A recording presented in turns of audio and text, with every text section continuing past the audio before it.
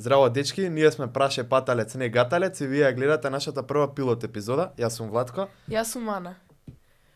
Ова е подкаст во кој што вие ќе се запознаете со многу студентски приказни. Имаме ќе викаме различни гости кои што секако од Македонија, но тие моментално студираат во странство или ги завршиле своите студии во странство. И наш денешен прв гостин е Лука. Да, на големо задоволство, тука со нас е Лука Павикевиќ, беше председател на Сојузот на средношколци, сега е студент на Харвард и денес ќе ни ја раскаже неговата приказна, како и што тој направи за да стигне на овој престижен факултет. Лука, како си? Јас сум добро ве најдов и мене ми е особена чест и радост што еве ја снимаме првата епизода со вас, односно токму со мене како гостин. Да, дечки, се надеваме дека ова ќе ви се допадне, ќе уживате и ќе земете некоја нова поука што може ќе ве насочи кон тоа кој факултет да го одберете, кај ви одговара повеќе и како да аплицирате на факултетите што ги сагате. Се надеваме овој подкаст ќе ви биде од полза. Да. Добро, Лука, јас и Лука се познаваме уште од основно. Он е 2 години постар, ама двајцата учевме во Мирчаце во Ѓорче. Така е? Да, таму се запознавме, бевме на Еразмус проект. И потоа заедно, не влеговме заедно, он си беше во Сојузот на средношколци, после ме прими мене кога беше изборот за нов председател. Па затоа еве ќе започнеме ше малце порано, ќе започнеме од твоето основно образование. Не знам како беше ти задоволен од основното, кои беа тие некои можеби порано знаци што се јавиле дека тебе те интересираат овие општествени науки? Како доаѓаш до тоа да се запишеш во нова? Аха. Да. Па како што кажа и Владко, ние имаме учено во истото основно и од многу погледи делиме едно слично искуство и слична приказна. Тоа што го кажа и околу Сојузот на средношколци, јас се сеќавам дека додека јас бев активен уште од основно образование, например во Мирчацев го направивме заедно со наставничката Маја Арсовска по граѓанско образование првиот дебатен клуб во основно образование во целата држава, додека ние тоа го правевме, Владко уште од најмали години се занимаваше со програмирање, со технологија, со развивање на вебсајти и дигитални решенија, така што на некој начин дури и од тоа, да кажеме, најрано детство или од тие најмали години, секако си ги спознаваме ние самите како луѓе, како индивидуи нашите афинитети. Од основното образование можам да кажам дека сум задоволен сега, нели, кога се навраќам наназад, меѓутоа сметам дека уште од тогаш се препознава и се провлекуваат тие проблеми со квалитетот на образование во Македонија, што всушност потоа ме инспирираа да се вклучам во Сојузот на средношколци да работиме, и ти си секако во Сојузот, и Ана, да работиме на подобрување на образованието во Македонија, токму поради тие проблеми со кои што на некој начин сите сме се сретнали или сме се соочувале.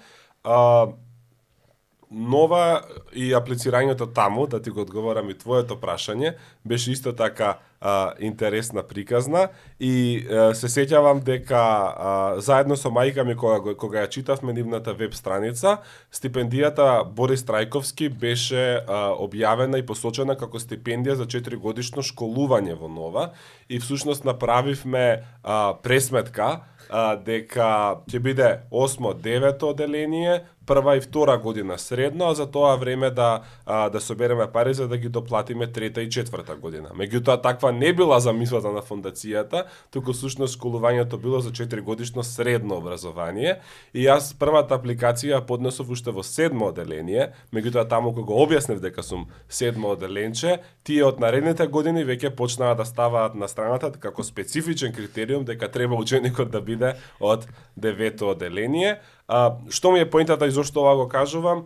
Всушност сакам да испратам една порака дека за такви работи, за такви животни предизвици, да кажеме аплицирање на универзитет или аплицирање во средно, добивање стипендија, во наставен ангажман и слично, секогаш е многу подобро да се планира однапред и да се имаат јасни цели и насоки и да се работи навистина многу да се работи за да се постигнат тие, отколку сам нема според мене нема ништо потажно од неостварен потенцијал, од неостварен талент.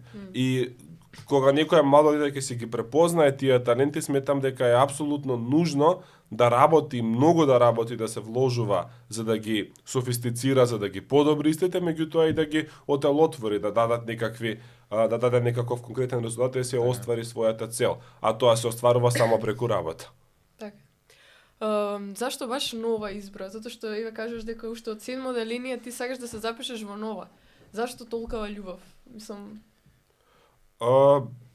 Мислам дека главната причина за таа моја одлука беше фактот што се нуди меѓународно признаено образование на англиски јазик, се нуди, еве да не кажам подобро, меѓутоа се нуди различно образование од тоа во државните училишта, кој што всушност не е нешто ново или револуционерно, туку го следи моделот на меѓународна матура, односно IB, да се изразиме и така, International Baccalaureate, која што е меѓународна организација која има развиено програми за образование буквално од градинка па се до крајот на средното образование до 18 години или до 4-та година средно, и всушност следејќи го тој модел се гледаат и бенефитите од тоа образование, кое што е една програма подобра од моменталната во државните училишта.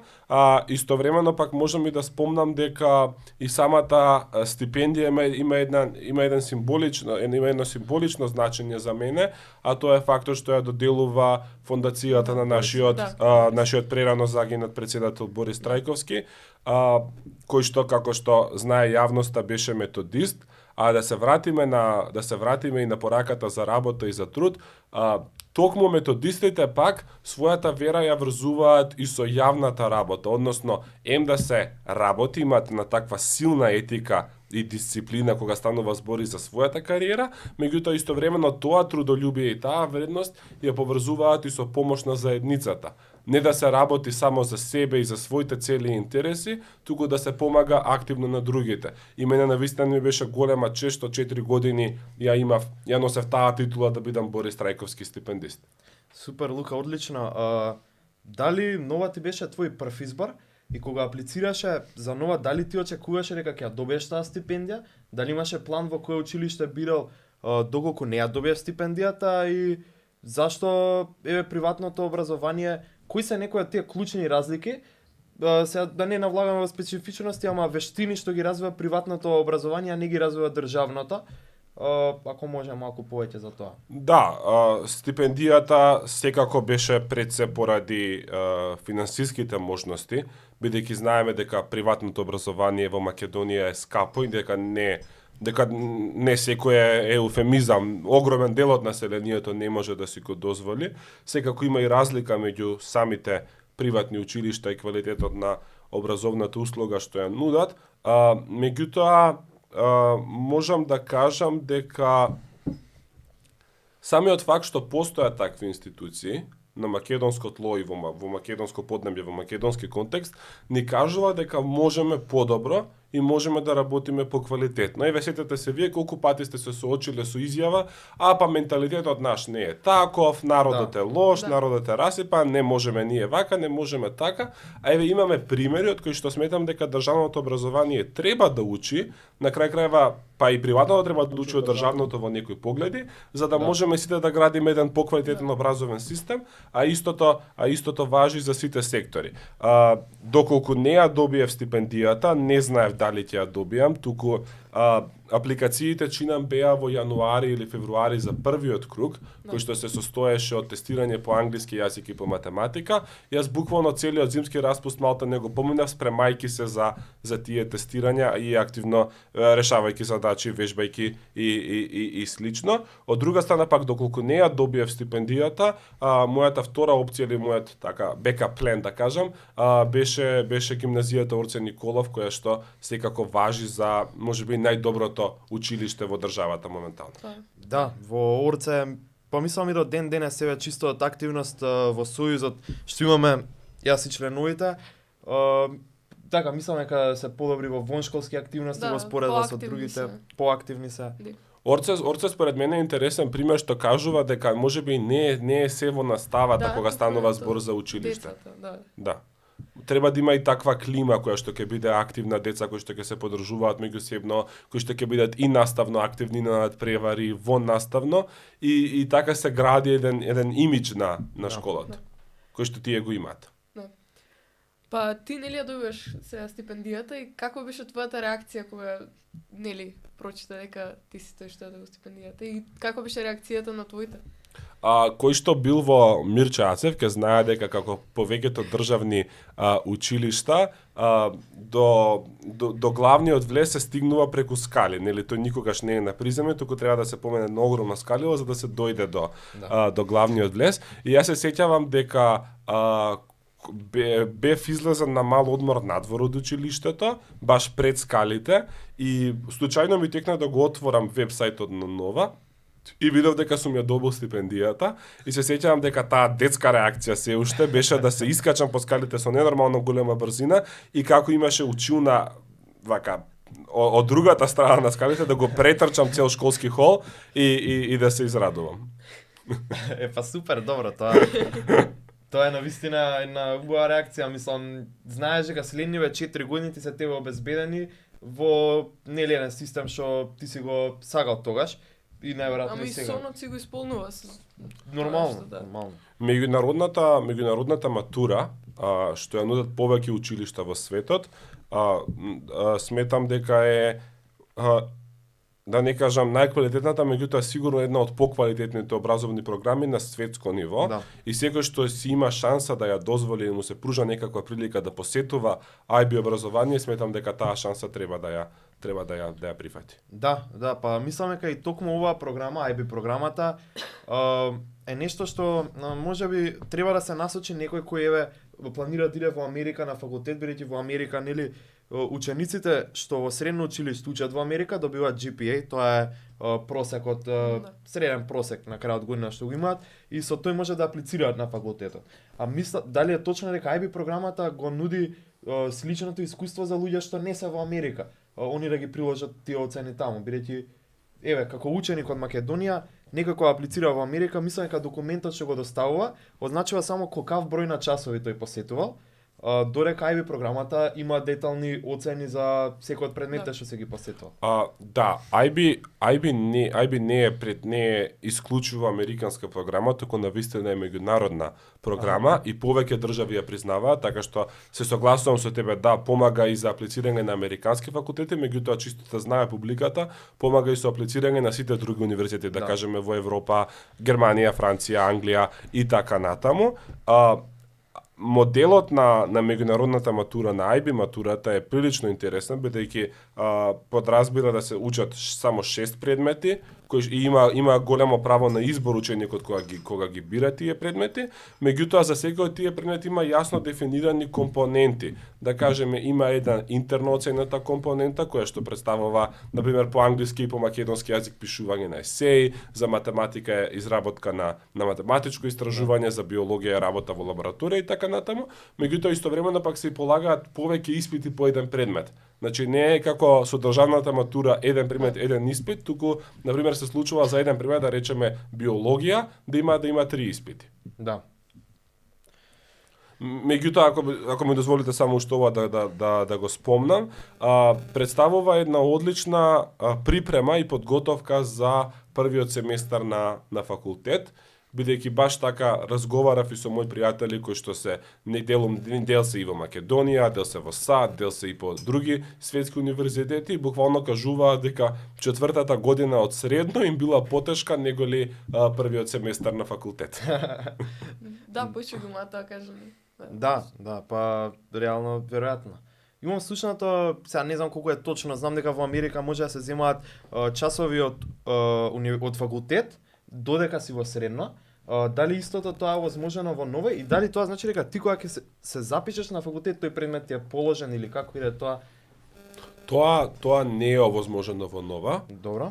Не сум чул никаде да го има во Македонија, да бидам искрен, ниту пак во некоја друга држава освен во САД. Меѓутоа, еве, нели знаете, јас сум свежо вратен од Харвард после првиот семестар и таму имав пријатели и пријателки американци кои што буквално земале факултетски предмети за време на нивното средно образование и дури се случува училиштето да биде да има партнерство со некој локален универзитет и на тие ученици кои што покажуваат напредни знаења им овозможуваат да учат така предмети уште додека се во средното образование, што за мене е една одлична можност и пред се им дава одлична можност пред се за напредните ученици, бидејќи многу од нив се чувствуваат како да се заглавени во тоа што е средното или основното образование. Да. Добро, во нова нели те примаат и почнуваш прва година. Тоа буквално е како нов свет, нови луѓе, учиш на англиски. Да. Јазик, како се вклопуваш во таа средина? Дали имаш некои потешкоти со што се соочуваш? Секако дека таа транзиција бара адаптација и тоа е факт нели за кое било средно кога човек ќе се префрли од основно. За мене сметам дека беше можеби малку потешка, бидејќи како што и ти кажа Ана, подразбираше да учам на англиски јазик, но сметам дека релативно лесно се снајдов со тоа и така не беше толку предизвик колку што мислев дека ќе биде. Подносно другите прашања сметам дека реално потсетува на едно типично македонско средно кога станува збор не знам за дружење или за социјалниот аспект и така натаму. Но можам да кажам дека имаше некои моменти кои што ми дојдоа како шок. Например, сеќавам дека во прва година еден професор на првото предавање ни кажа ако ви се оди во тоалет, не треба да кревате рака, да ме молите, да кажувате што ќе правите таму, туку едноставно излезете и вратете се. И јас први се зачудив, бидејќи според мене тоа покажуваше една непочит кон професорот. Меѓутоа, од друга страна, кога размислив, професорот имаше тогаш 50 минути да предаде лекцијата, така? Да. И тој сака да ги искористи тие минути максимално, односно најдобро што може. Таквите прекинувања не му одат во корист, бидејќи ја прекинуваат наставата не само за тој ученик што излегол до тоалет, туку ја прекинуваат наставата за целото оделение. А вака, само тој што излегол од училницата, има прекина настава, другите можат мирно да продолжат да ја следат. Истовремено, после тој час, пак отидовме кај друга професорка, која што кажа, ако доцните, не мора да се извинувате, да кажувате што, како да давате причина, влезете, седнете, кажете, нели, извинете што доцнам, и не го прекинувајте часот. Послем часот, дојдете на катедра и објаснете ми, оправдајте се, зошто сте задоцнеле. И повторно ќе кажам, мислам дека е тој модел на работа многу по-ефективно и по-продуктивно трошење на времето, бидејќи наместо да се губи од наставата, наместо цело оделение да губи настава, вака се намалува тој ризик. Да, а реално нема ни причина зашто некој би требал да специфицира, еве во основно се сеќам мала голема нужда, мислам која е потребата од тоа да се прави на сред час. Да, се слагам. И не знам зашто ете тоа уште постои, можеби од порано е останато. Нели да кажеш пред цел клас и стварно тоа го прекинува часот. Бидејќи еден час треба да оди континуирано. Професорот најверојатно си има план, нели си иде континуирано и се следи распоредот на часот. Ама ова најверојатно ти бил еден од помалите културни шокови, мислам таму како се вклопи во средината, дали пронајде друштво, како беа пријателите? Да, тоа, како што кажав, како типично македонско средно и навистина не беше некој различен процес, туку беше прилично лесен, бидејќи и огромното мнозинство од учениците се сушност македонски државјани, Да. не се странци. За малку да се вратиме и на претходниот разговор, односот наставник ученик мора да постои, мора да има почит меѓусебна и мора јасно да се знае таа хиерархија според мене во училницата не смее да биде запоставена, меѓутоа од друга страна и треба да разликуваме меѓу што значи тоа некој да биде авторитетен и што значи некој да биде авторитарен. Значи не мора преку викање, преку дерење, преку карање, преку такви некои церемонии и покажување на мог да се воспостави тој однос на почит и таа хиерархија, туку напротив преку малку поотворен пристап сметам дека и поделотворно се прави тој однос, бидејќи не треба учениците да се плашат од наставниците, туку треба самите да ги почитуваат, а не таа почит да биде само резултат на страф од казна или присила. Да, таа почита треба всушност да ја сватат учениците зашто ја даваат, да не бидат само присилени кон таа почит. Да, од самите нив да дојде таа потреба да го има тоа. Јасно. Па, добро, нели сега доаѓа Сојузот? Како одлучиш да се кандидираш за председател на Сојузот на средношколци? Кој што е таза тогаш, нели, почнат со работа и слично сум таза. Поминате еден мандат на Бенди. Таза? Да, релативно краток период. Тоа исто можеме да го поврземе и со претходните прашања на Владко. Во тој момент кога видов се разбира и поквалитетна настава, и подобри инфраструктурни услови, кога говориме за најбанална работа, меѓутоа свесни сме каква е состојбата во македонските училишта за тоалети, за тоалетна хартија во тоалетите, за столчиња, за неискршени клупи и инвентар и така натаму. Свати всушност колку сум привилегиран и колку стипендијата Борис Трајковски мене ме привилегирала, меѓутоа истовремено пак би бев свесен дека како што кажав, 90 и кусур посто од македонските средношколци не можат такви услови да уживаат, а тоа беа и голем број од моите лични пријатели од основно или од по други линии кои што продолжуваат да учат во такви училишта и сега кога видов дека може колку толку поквалитетно образование да постои на македонско тло, се реков мора да се трудиме сите заедно да биде општото образование, значи целокупниот образовен систем мора да биде поквалитетен. И тоа ми беше некоја мисла водилка, всушност беше мисијата зашто јас решив да се кандидирам за да можам искуството во државното основно образование, меѓутоа и перспективата што ја добивам од приватното средно образование, да ја искористам за да го подобриме како средношколци целокупниот македонски образовен систем за сите, повторно ќе кажам. Па да, тоа е добра комбинација на нели сега случајност. Не знам како да ги наречам, ама тоа што си бил во државно, па во приватно, па имаш поголема перспектива за работите. Ама колку мислиш дека реално средношколците се способни да направат промена во оваа држава? Мислам, како прво јас и Ана, не знам дали спомнавме, ама сме дел од Сојузот на средношколци. Да кажа Лука на почетокот. Да. Дел сме, учествуваме и ние веруваме дека до одреден дел имаме некое влијание нели врз работите во државата, доколку го произлеземе нашиот глас, доколку нели самите се потрудиме да најдеме решенија кога гледаме дека има моменти каде што другите луѓе не го прават тоа за нас, ама колку ти мислиш дека средношколците имаат влијание? Да бидеме целосно искрени, сите тројца тука знаеме всушност колку тешко одат тие промени и колку време и колку напор треба, колку убедување треба со тие што се носители на моќта за да се направи една најминимална промена. А камоли за промените кои што му се потребни насушно на македонското образование. Гледаме искрено дека можеби нема кој друг тие промени да ги бара и за тие промени да се залага. Еве, мислам дека најдобар пример е пандемијата. И цело време го користам овој пример.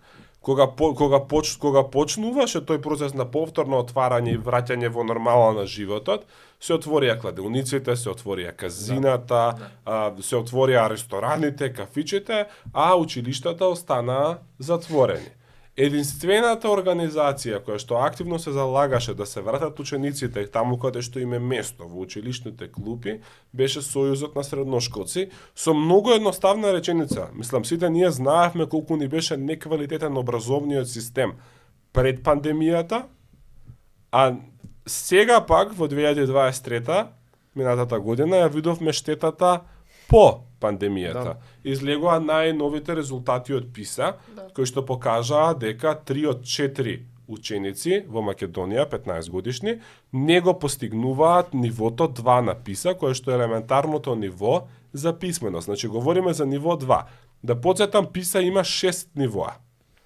Ако во светот 8%, 5%, 10% од учениците стигнуваат до ниво 5 или 6, во Македонија тоа е помалку од 1%. Да. Доколку во светот 3 од 4 ученици се над ниво 2, во Македонија сликата е обратна. 3 од 4 ученици се под нивото 2. И сега да ти го одговорам директно прашањето. Средношколците реално не уживаат некоја голема мок за да можат веднаш да ги направат тие промени, не се гласачи, значи не можат не можат рамноправно да учествуваат во демократскиот живот, не се функционери, не се носители на власт, не се директори на училишта, не се министри и така натаму. Меѓутоа, од друга страна, образованието постои поради нив. И образованието е тука поради учениците и тие се тие кои што или добиваат бенефит од квалитетно образование или ја трпа штетата ако немаат образование. И затоа не треба воопшто да се откажуваат средношколците од нивната борба за поквалитетно образование, туку напротив, треба со уште поголема волја, колку и да е тоа ѓаволски тешко, да продолжат да ги бараат тие промени, бидејќи се работи за нив самите, а секако и за нивните генерации кои што доаѓаат после нив. Меѓутоа, да не заборавиме и друг момент кој што треба да им се замери на учениците. Се сеќаваме што се случи со државната матура, каде што имаше масовно препишување на 2000 ученици, тоа помина несанкционирано. И повторно ќе кажам, и вие преку вашиот активизам знаете дека кога станува збор за некоја друга тема, за зголемување на квалитетот, интересот е секогаш многу помал. Да. Меѓутоа кога се бара кратење на материјал од државната матура, интересот станува огромен. Верувам дека тоа можеби не е индивидуална вина на самите средношколци, пошто образованието ни е девастирано и руинирано изминативе 30 години, да кажеме. Меѓутоа повторно треба и Сојузот да работи на подигнување на свеста, така да се развие една култура која што ќе го цени знањето и ќе го цени образованието. Да. Добро, како председател и ние бевме свидоци дека се соочуваше со многу големи притисоци од јавноста, па и надвор од јавноста општо насекаде. Како се соочуваше, како се справуваше со тие притисоци? Реално многу и не ми пречеа и не ми значеа притисоците и критиките, бидејќи бевме како Сојуз сигурни во тоа што го правиме, во тоа што се залагаме. Имавме програма која што и до денеска работиме на нејзино имплементирање, која што навистина цели да го зголеми квалитетот на македонското образование. Ако анализираме сега од една временска дистанца, можеби пак дел од тие критики и дел од тие притисоци беа и ispolitizirani, бидејќи самиот македонски образовен систем е прилично ispolitizirан и е во сфера на политиката, односно на политичките партии, но тоа исто така говори за како за како пак и во Македонија некои работи се сваќаат дека се мора да биде црно или бело и дека се мора да биде во рамките на тие две партии. Мислам дека и Сојузот пак покажа дека треба да постои независен средношколски глас без разлика на политичките припадности, кој што ќе се залага за образованието како едно општо добро и нема да дозволи да има такви влијанија. Секако стана сериозно во еден момент кога почнав да добивам и закани по живот, што го пријавивме и во МВР, Да. кое што патем не стори ништо, меѓутоа реагираше советот на етика. Во секој случај пак да кажам краток и јасен одговор, најголема поддршка ми беа средношколците во тој момент, најголема поддршка беше мојот тим во Сојузот и знаев дека не треба да застанеме бидејќи нашата борба беше и продолжува да биде по квалитетно образование, кој што ќе кажаме бенефит за сите во нашето општество. Така е. Така е. Добро, што би им препорачал ти на средношколците сега? Дали треба да се заинтересираат повеќе во активизам, во воншколски активности и како тоа може да им придонесе доколку утре сакаат да се запишат на некој од странските факултети? Да, и што ти правеше за да се запишеш, да стигнеш до Да, Харвард? да. Значи, американските универзитети, за разлика од европските, кога одлучуваат за прием на студенти, за прием на бруцоши, не се грижат само за оценките. И не им се оценките единствен критериум, односно просекот. Напротив, они имаат холистички пристап, кој што подразбира дека ќе се гледаат и оценки, и резултати од стандардизирани тестови, и препораки од професори, меѓутоа истовремено ќе се гледаат карактерни црти на кандидатите и во наставни активности и ангажман и условите во кои што растел ученикот. Да кажеме семејна ситуација, финансиска ситуација, не знам, бегалски статус, повреденост од војна и така натаму, бидејќи добиваат апликација од целиот свет. Меѓутоа најважно според мене е во наставниот ангажман, бидејќи бараат да видат не само ученици кои што се одлични или со сите 5.500, туку бараат ученици кои што се активни и на други полиња. Меѓутоа тоа не значи да бидат well-rounded, односно да имаат по нешто од сите страни, туку напротив, според мене, мислам дека најкорисна стратегија е да се ги спојат и наставните ангажмани во самото училиште и во наставните ангажмани надвор од училиштето, за да скријат една област каде што ќе бидат особено силни. Односно на англиски тие тоа го нарекуваат spike, каде што би имале сили и повеќе искуства. Во смисла сакам да кажам, тоа кој под наставен ангажман не мора да биде тоа членство во некој дебатен клуб или слично, меѓутоа што може да биде? Учење кој што е многу го бива за биологија, учество на надпревари по биологија. Во наставен ангажман може да биде учество на меѓународна олимпијада по биологија и добивање таму награда.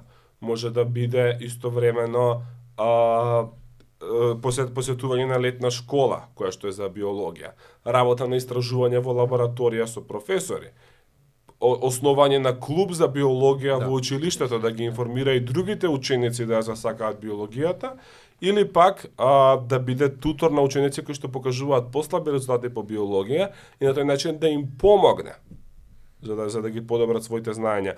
Целта ми е мислам дека тие универзитети не сакаат толку многу да видат некој што има скроз одлични оценки и тука завршува приказната, кој што е одличен самиот за себе, туку напротив бараат некој кој што таа своја одличност, тие своји силни страни, ќе ги искористи и да им помогне на другите. Значи ги бараат тие две. Природа свајда во заедницата, И како? Да. Па имаме доста примери на деца, мислам дека посебно од нашава држава и во изминативе години што се рангираат многу повисоко од држави што обично нели би се рангирале над нас, баш во овие надпревари во математика, во физика. Може убаво е на нив да им се даде некој поттик тоа да го искористат и во нешто друго, дали во некој истражување или клуб некој, не знам. Ама доколку сакаат да аплицираат во Америка и да посетуваат таму високо образование, сметам дека треба да размислуваат за тоа, а и без разлика на таа една краткорочна себична цел, дури да размислуваме малку пофилозофски, јас би кажал. Чумо ни е ако некој е одличен, повторно ќе кажам, ако тоа знаење го користи само за себе и не го споделува со другите и не им помага на тие што помалку знаат или се послаби од него или од неа. И морам да кажам дека треба таа солидарност, помош кон заедницата, ангажман, тие вредности да ги негуваме во нашето општество како нешто добро. Да. Да бидеме одлични, тоа е секако добро и посакувано, меѓутоа што понатаму? Ќе го постигнеме тој статус, меѓутоа што сме направиле ако тоа е само за нас, а не и за другите. Да. Да, затоа што прават многу грешки, например, ќе се фокусираат само на надпревари, целиот фокус го ставаат на тоа, не го споделуваат нивното знаење и на крај доаѓа до разочарување кај тие деца, затоа што целиот труд и енергија која што ја вложиле, оние сметаат дека била за џабе затоа што се запишале на наши факултети, не ги исполниле своите соништа, не отише на факултетите кои што очекувале, кои што сите од нив очекувале и тука доаѓа така малку. Повторно ќе кажам, мислам дека така треба да се размислува без разлика на крајната дестинација за универзитет. Нашите универзитети, иако паѓаат на шангајските рангирања, сепак сметам дека нудат квалитетно образование и нудат можности за некој да ги надогради своите знаења, да ги усоврши, да добие со самиот крај на тој процес факултетска диплома. Меѓутоа знаеме дека се во полоша состојба од тоа што го има во светот.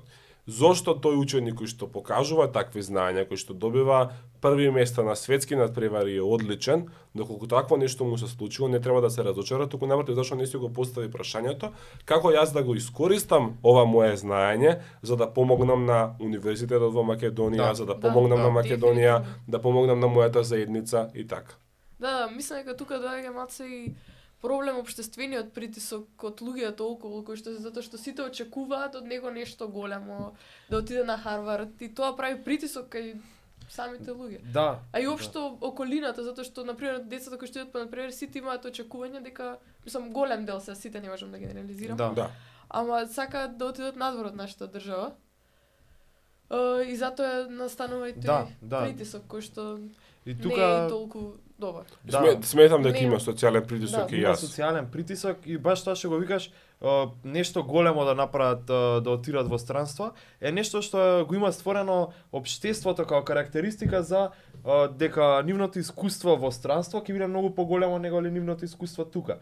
Но доколку они го направат тоа што ти го викаш и отидат тука на факултет и направат некој придонес кон нивната заедница, реално тоа би било многу поголем успех него ли другото доколку ти отидат таму. Ама за голем успех малце е тешко да се зборува баш поради тоа што тоа се субјективни работи. И затоа никој не сме да се разочарува бидејќи на крајот денот секој може да си најде негова цел, негова задача што ќе ја следи во животот и кон тоа да се определи. И во сите овие процеси има елемент на среќа, каде што ученик или ученичка со одлични оценки, одлични квалификации, премногу во наставен ангажман, совршени препораки, есеи без дамка и на крај завршуваат одбивање од факултетите, што нели од оваа наша гледна точка тешко можеме да си го објасниме. Меѓутоа за студирањето во странство се сеќавам дека Владко како представник на Сојузот учествуваше во една дебата и кажа нешто што до денеска го памтам и е навистина една многу умешна реченица. Кажа не е проблем што учениците студираат во странство, поголем проблем е тоа што не се враќаат во Македонија. Да, имам и ја некои така бистри моменти. Да, ја би го извел тоа и би извел уште една реченица што ја кажав тогаш дека уствари неформалното образование што го имам во држава, ево ако гледаме по информатика по тие работи, треба да биде пример за формалното образование. Формалното образование можеби некои сегменти да ги гради и врз основа на тоа. Па така и може ќе атрактира луѓе да останат тука за време за факултет, ама па и тоа што ти го кажа, нека отидат на факултет во странство. Ама после да им дадеме услови за они да се вратат тука и знаењето што го научиле таму да го употребат тука. Ама не е секогаш проблем да речеме дека факултетите во странство им нудат повеќе услови. Некои ученици едноставно сакаат да пробаат различни искуства, да бидат осамосталени, да бидат надвор од нивната држава и тоа име нели понудено од факултет. Да, и затоа тоа студирање во странство не е толку мислам е добро поради тие причини, не поради тоа што толку нели знаењето е само плюс, но искуството кое што го стигнеш, луѓето кои што ги запознаеш таму, осамостојувањето, целиот тој концепт е нешто што е мислам дека најважно. Да, со студиите во странство. Па општо и за факултети ако збориме реално, што е подобро од луѓето што ќе ги запознаеш. Мрежата што ќе се зголемиш и позитивниот ефект што сите може да го имате врз работите околу вас. Да, тоа воопшто не е спорно, имаме и индивидуален и колективен момент. Може би нешто што е добро за индивидуалниот студент не е добро за државата, може би па тоа што е добро за државата не е добро за индивидуалецот, меѓутоа голем проблем, пак ќе кажам на колективно ниво е тоа што образованието, како што ти кажа, треба да учиат неформалното образование, да кажеме, по информатика и слично, но самиот систем е тромав и спор и не сака да земе нови работи предвид. Не сака да учи, не сака да се промени на не сака да се адаптира на ново настаната ситуација. Што ова значи? Ние, например, имавме и државна стипендија, која што им даваше на учениците запишани на првите 100 универзитети според Шангајската листа, целосно им го покриваше школувањето државата. Со обврска тие да се вратат. Излегоа неколку новинарски истории, кои што докажаа всушност дека иако сите овие ученици биле стипендирани, нема самото Министерство информација дали тие се вратиле или не. И што се случи? Наместо системот да го реши овој проблем и да најде начин да ги врати овие луѓе, да изнајде механизам како тие можат да ја исполнат, односно мораат да ја исполнат својата обрска, се укина државната стипендија за втор цикл студии за мастерс, се укина за докторски студии и поради заднински притисок од Сојузот на средношколци, не се укина, туку се ограничи стипендијата за додипломски студии на определен број, че беа 7 или 8 стипендии. Меѓутоа, повторно ќе кажам еден лош пример. Системот место да научи од нешто ново што се појавило, тој всушност капитулира пред кризата и не го решава проблемот. Да. Добро, Лука, малце поопширно опфативме повеќе теми, ама еве да се вратиме чисто на темата за апликација на еден ваков факултет. Како ти го избра? Дали имаше некоја листа на други факултети? Да, исто е Лука стипендист, да, не знам дали кажавме на Харвард, со фул стипендија. Фул стипендија има Лука. Да. Како беше апликацијата ети за стипендијата, financial aid, стипендии надвор од факултетите? Јасно. Тој цел процес. Да, бирање на факултети, избор. Да, изборот. Па може со изборот прво да започнеме, па да идеме на другите работи. Сметам дека за сите што го слушаат подкастот што се од Македонија, главниот критериум за избор на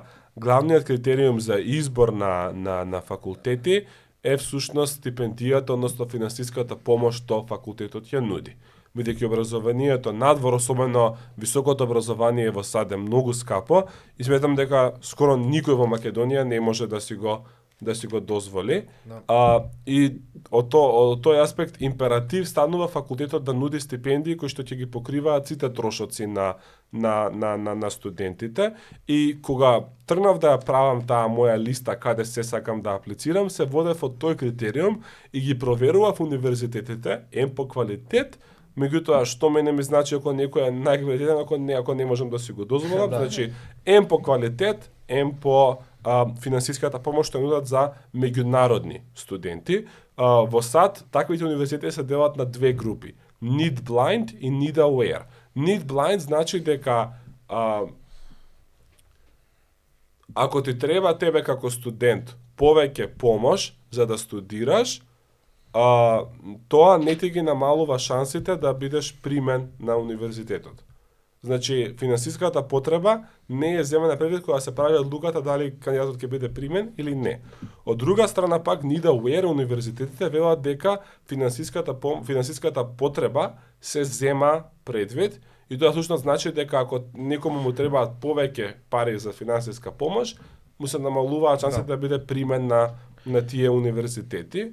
Понатаму пак има универзитети во САД кои што даваат така наречени merit scholarships, кои што се заснувани на академски постигнувања и достигнувања, и тие пак постојат неколку кои што даваат, повторно ќе кажам, целосни стипендии што го покриваат целото школување. Треба да направиме разлика меѓу academic scholarship или merit scholarship, која што е стипендија која што се дава поради академски квалитети, да кажеме повисоки оценки, надпревари, медали и слично, и financial aid, која што може да биде целосна стипендија, меѓутоа главниот критериум не е академското постигнување, туку финансиската потреба.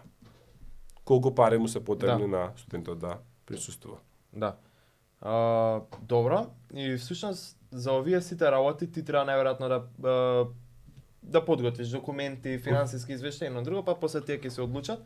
Ама јас најверојатно е точен пример дека поголемите факултети имаат нели нормално повеќе финанси да си дозволат. Да. И обично е случајот дека тие се need blind. Тие не го земаат во предвид нели уделот од ученикот, ама по малите факултети, каде што всушност има повеќе шанси да те примат неголи поголемите, они се need aware и тука веќе може и да не фати стипендија, а да те примат. Чинам Need Blind беа Харвард, Йейл, Принстон, MIT. Неголемите. Да. Ајде Ќе ја проверите информацијата секако. Ќе ви ставиме може и ние некои извори во дескрипција или нешто каде што може да си најдете линкчиња до соодветни извори. Сега до публиката ќе дадам еден тригер warning, пошто ќе ве бомбардираме со информации во овој момент. Да. Да започнеме од првото, а тоа е Common Application, што е платформа за аплицирање на повеќето малтене сите универзитети во САД. Можете профил да си отворите од кога сакате, а знаете дека јас сум поборник на таа идеја дека треба корано рани две срече краби, така што јас си го отворив својот профил уште од прва година средно и можев да ги гледам прашањата, да видам каков е форматот, чисто да се запознам со самиот вебсайт. Секако не работев на апликацијата од прва година средно, меѓутоа подобро е да се познава теренот каде што ќе се игра, така да се изразам. Common Application се праќаат автоматски до сите универзитети во САД, меѓутоа кога ќе се направи до сите универзитети каде што аплицирате, да се изразам поточно, меѓутоа кога ќе направите таа листа, за секој универзитет имаат и supplemental questions, односно додатни прашања. Сега за самата апликација. Првин да говориме за рокот. Значи обично има две рунди. Early application round, каде што рокот е 1 ноември, значи самиот почеток на ноември, и regular decision, каде што датумите се различни, меѓутоа се од почетокот па до средината на јануари. Да. Говориме за првото полугодие од четврта година. Значи вашата апликација ќе треба порано да ја спремате, односно есента од четврта година. Понатаму самата апликација е долга и е опсежна, бара многу податоци, меѓутоа релативно лесно и брзо се пополнува. Се бараат нормално лични информации, се бараат податоци за семејството, се бараат и академски податоци. Тоа вклучува име на средно училиште, кои часови си ги посетувал, какви оценки си имал, дали има летни школи посетувано, други училишта, награди добивано, може да се наредат 5 награди од академска природа, кои што некој ги добил во текот на средното. Значи максимум 5. Средното образование, да. Тие ги нарекуваат honors. Понатаму најтешкиот дел според мене е activity section, што е всушност нешто мене многу ми наликува на CV, и во тој activity section се редат до 10, значи максимум 10 во наставни активности, extracurriculars, каде што за секаде треба да се наведе позиција, име на организацијата, имаат и drop-down меню со категорија да се одбере каква е таа активност, да се даде колку недели во годината се трошат на таа активност и колку сати неделно се трошат на таа активност, заедно со едно поле каде што има простор за кратокопис, односно што се правело и што е постигнато во таа активност. Мој совет до нашите слушатели е да пристапат баш како да пополнуваат CV, односно да вклучат бројки, да вклучат конкретни податоци и да кажат што тие правеле во таа активност и што било постигнато. Значи што поконкретно, тоа подобро. Понатаму доаѓа делот за есеите, каде што всушност има нешто што се вика Common App Essay или Personal Statement, што е краток есеј од 500 до 650 зборови, есеј кој што ученикот го пишува или на зададена тема, може да се одбере промпт, или на своја отворена тема по свој избор. Понатаму пак има и дел за additional information, кој што исто така 650 зборови, што е одличен простор за да се дообјаснат некои работи од апликацијата, да кажеме за некоја активност да даде поконкретен опис, за некоја или пак за нешто што не било вклучено претходно. Понатаму кога ќе се пристапа до тие supplemental questions од факултетите, тие се едноставни и брзо се пополнуваат, меѓутоа дел од нив вклучуваат и supplemental essays, кои што се за секој универзитет различни, и на самиот крај, од овој долг процес на аплицирање, ги има и препораките од наставниците и од другите ментори. Скоро сите универзитети бараат најмалку 2 препораки од наставници, а зависи од факултетот, може да дозволат и други препораки. Односно препорака од ментор, во наставен препорака од тутор, препорака од, не знам, координатор во некоја организација каде што ученикот волонтирал и така натаму и така натаму. И секако го имаме делот на стандардизирани тестирања, каде што треба да се впише самиот резултат, а позадем и официјално да се прати. За сад тука предничат SAT, кој што е стандардизиран тест по англиски јазик и по математика, а за тие кои што не посетувале средно образование на англиски јазик и испитите TOEFL или IELTS, кои што некои универзитети може да ги бараат како доказ дека студентот поседува доволни знаења по англиски јазик за да може да следи настава на истиот. Добро, доста... Бомбата. Да, ова беше бомбата, ова беше обширното објаснување на... Мислам, доста конкретното објаснување на работива. И сега нешто, Лука што ни го кажа на двајцата, што ни беше интересно, дека можеш да положиш TOEFL, IELTS или Duolingo. Значи на Duolingo апликацијата може да си положиш Duolingo English тест. Да. Duolingo English тест. Дали е сега да признат или не? Не знам за сите универзитети, ама знам дека Харвард го призна. Така што ако некој е фан на Duolingo, слободно може и таму да полага тест. Релативно лесен тест, брз тест и ефтин, што е доста важно за нас секако. Да. Кога сме веќе кај цената, тука мислам дека прво, извини, Common App важи во Америка. Важи во некое друго место? Има американски факултети во странство, да кажеме, има еден во Берлин, еден во Солун, кои што ја признаваат, и еден во Шкотска, кои што ја признаваат Common Application, меѓутоа јас на такви немам аплицирано, па не би можел да знам, добро. ама знам дека постојат и ја прифаќаат Common App, меѓутоа кога ќе се каже Common App, мислете Америка. Америка, да, и Да. амерички факултети. Добро. Секоја апликација си кошта, нели, од прилика 60-80 имам слушнато Да. долари. Да. Така, ама од после ти ги рефундираат врз основа на некои критериуми.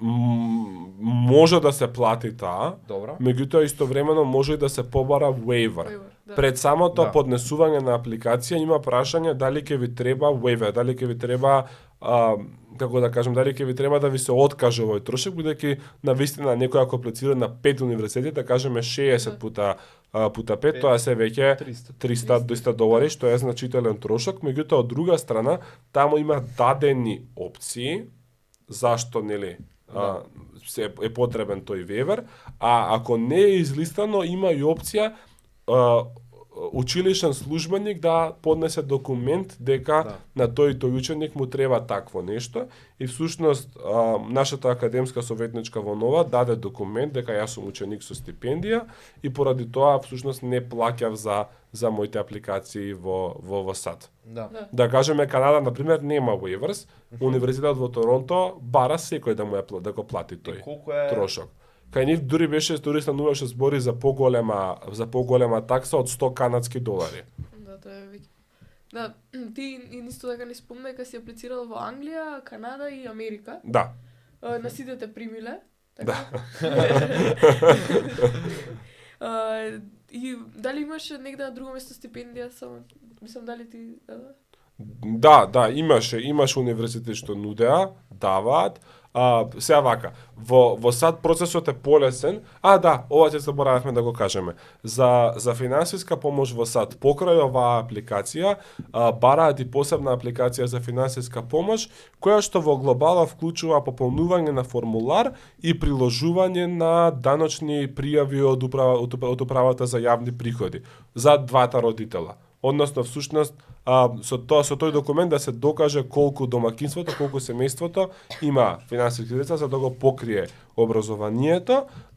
Во САД, релативно, поради овој факт, релативно лесно се добиваат понудите за финансиска помош и стипендиите, бидејќи само ги приложувате типа, па ти ви даваат едно писмо, кажувајќи колку финансиска помош ви нудат.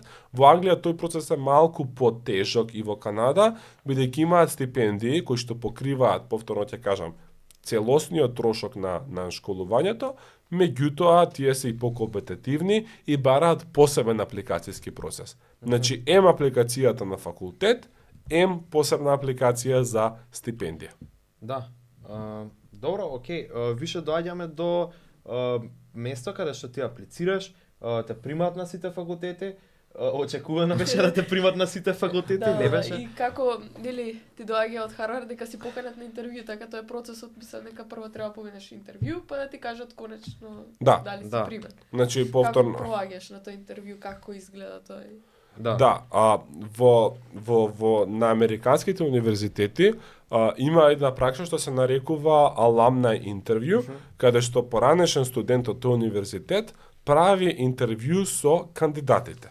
Сега, не секој апликант добива покана за интервју. Ако некој добие покана за интервју, тоа е многу добар знак, бидејќи всушност значи дека има поголеми шанси да биде примен. Не е пресудно, значи не значи дека ако добие некој интервју ќе биде 100% примен, меѓутоа доколку не добие интервју, може да кажеме дека знае дека нема да биде примен. Со интервјуто се потврдува сериозноста на апликацијата, така да се изразам.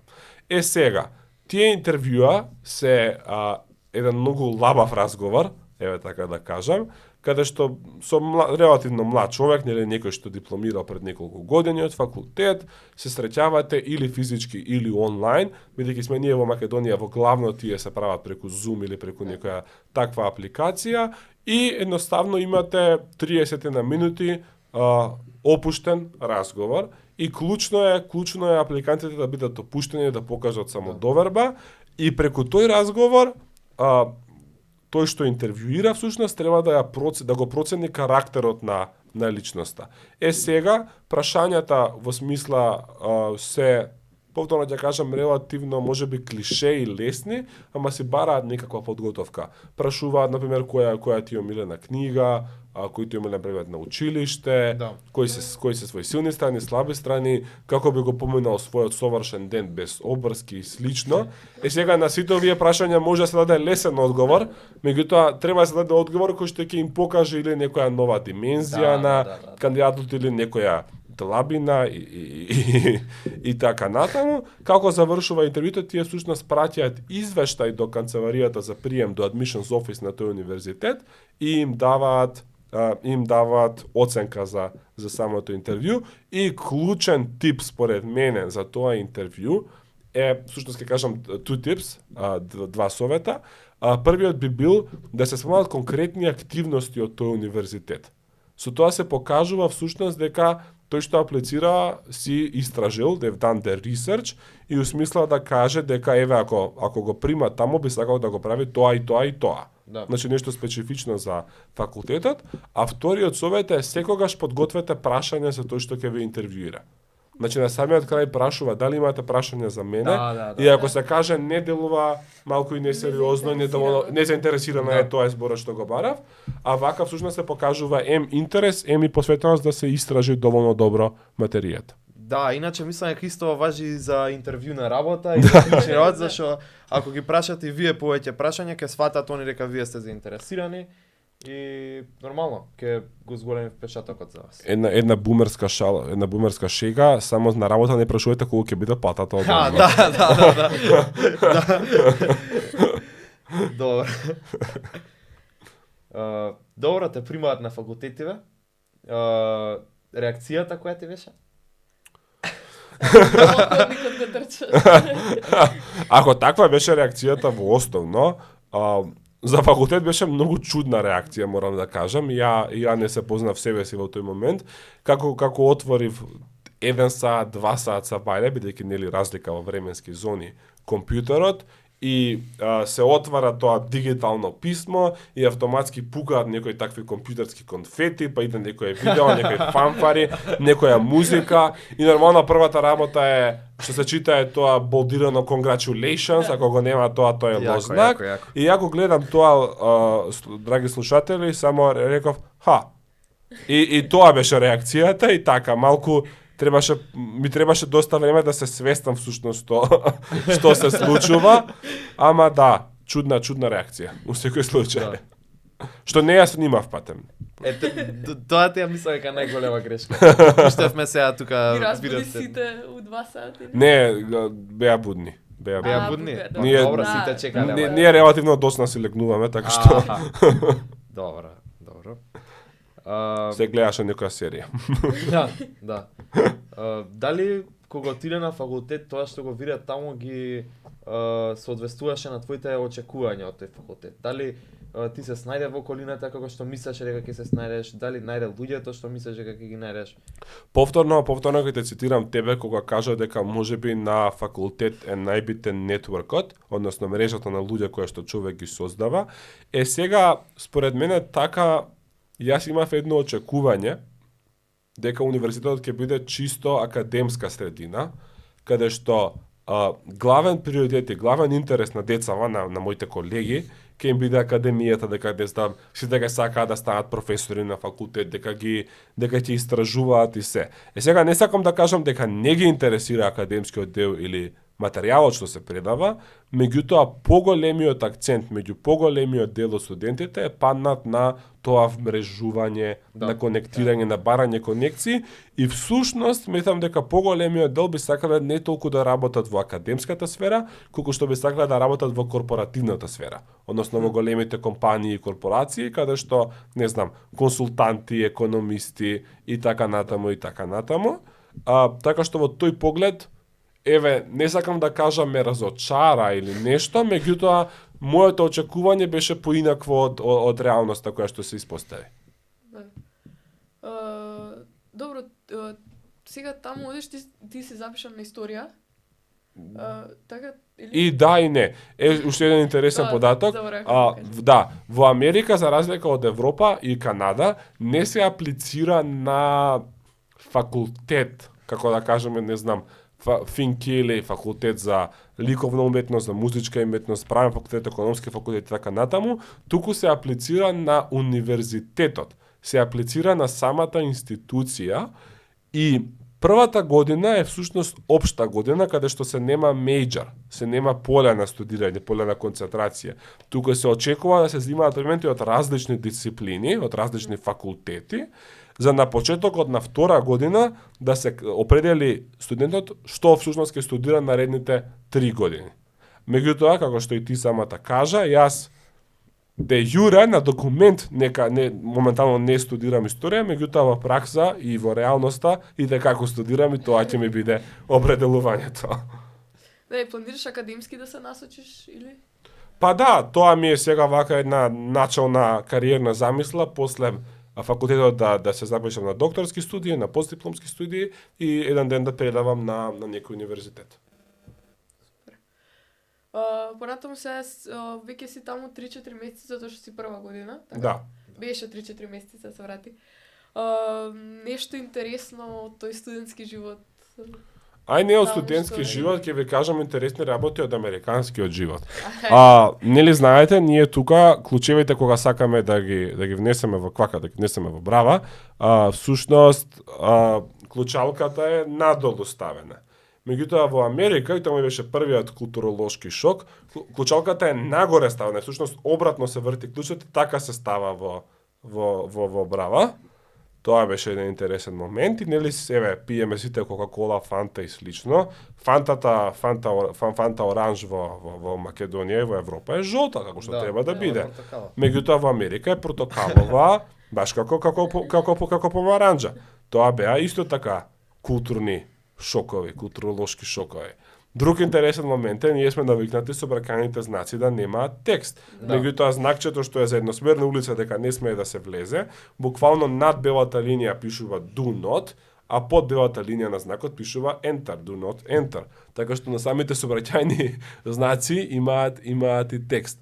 Интересен е од тој поглед студентскиот живот и навикнувањето да се живее во Америка и некоја антрополошка забелешка што ја имам заприметено е всушност дека американците се во глобалот многу вреден народ, кои што се навистина познати воркахолици и се поприлично трудолюбиви и сметам дека во тој поглед можеме малку да учиме од нив.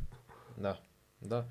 Исто така си таму и во студентски дом, како се таму студентските домови во споредба со тука, не знам дали знаеш некој што се тука во студентски домови или си видел, си слушнал, И како иде тоа со определување на куќите, дали цимерите. цимери, да. куќи, како се определуваат тие работи, па Фред со рорите се една друга. Во текот на летото има на факултет многу апликации, луѓе, тоа треба да го знаете. Значи не е апликацијата за факултет последната апликација во вашиот живот, туку има многу други. Требаше да поднесеме housing application, односно да наведеме во колку саат обично си легнувате, па колку сте вие чисти, многу чисти, малку чисти, средно чисти, многу чисти, малку чисти и некои такви градации. Па сето тоа, па дали сакате бучава, дали не сакате бучава, опишете го вашиот идеален цимер, бла. Се пополнува таа апликација, некој таму ја чита и подоцна ги определува луѓето кои со кого ќе биде, така што тоа е, да кажеме, надворешен процес. Самиот студентски дом реално сум задоволен од условите.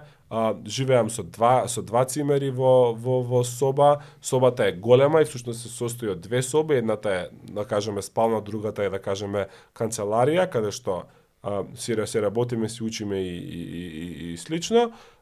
Понатаму пак Харвард за сите бруцоши од прва година всушност има посебна трпезарија наречена АНБ Кол, која што е огромна, па оброците таму ни се случува, таму се оди да се јаде. Тоа е Хогвартсот? Хогвартсот. Да. Да, колоквиално познат како Хогвартс и мислам дека Хари Потер филмовите се снимани таму. Да се живее баш во тоа Харвард јард каде што и Хогвартсот и се, е исто како да се живее во Дебар мало за време на викендите, бидејќи ќе бидете преплавени од туристи цело време, што дури се обидуваат да влегуваат по студентски соби, па мора да бидат бркани. Ја, фала Богу, не живеам таму, јас сум малку понадвор. Знаете, човекот Ѓорче па си се држи до субурбија. Да. Така што исто како и во Скопје и таму сум во некоја предградие, се шалам, на две улици е факултетот, ама пак малку позад скриена зграда, каде што всушност живеел и Кириакос Мицотакис, премиерот на Грција, Да. каде што кога студирал на Харвард, за грчкиот живот, што всушност во САД се тие братства и сестринства, фратернитис и сороритис кои што постојат, уште многу не сум запознаен, меѓутоа ве ветувам пред слушателите дека ќе истражам и ќе го информирам Владко во наредниот период за тоа. Да, мене чисто ми интересува дали се забавите ко по филмовите, дали истото. Ја верувам, мислам дека гледачите си имаат слика дека таму е тоа така. Дали е стварно така? Стварно, Како дали во е така? ние филмовите, например, да кажеме социјалната хиерархија, атлети, cheerleaders, geeks, nerds, и такви моменти, тоа го има. Аха. Јас мислев дека постои само на филм, меѓутоа не, на вистина го се забележува. Тоа беше исто така еден интересен момент. Да. Забавата? Забавите се окей. Окей. Да. Добро. Немам приметби. Епа, добро. Сега се ова искуство што си го имал овој прв семестар, те доведува до оваа точка каде што ти се врати од таму, тука нели да не посетиш малце. Зимски распуст. Зимски распуст. Дали си подготвен за вториот семестар? Што ќе почне на 22 јануари. Не, Почнам како сите школи. Да, они се водат валјда спрема државните системи у Македонија. Али завршува почеток на мај. Добро, ќе имаме Не добивајте идеи. Ќе имаме пролетен.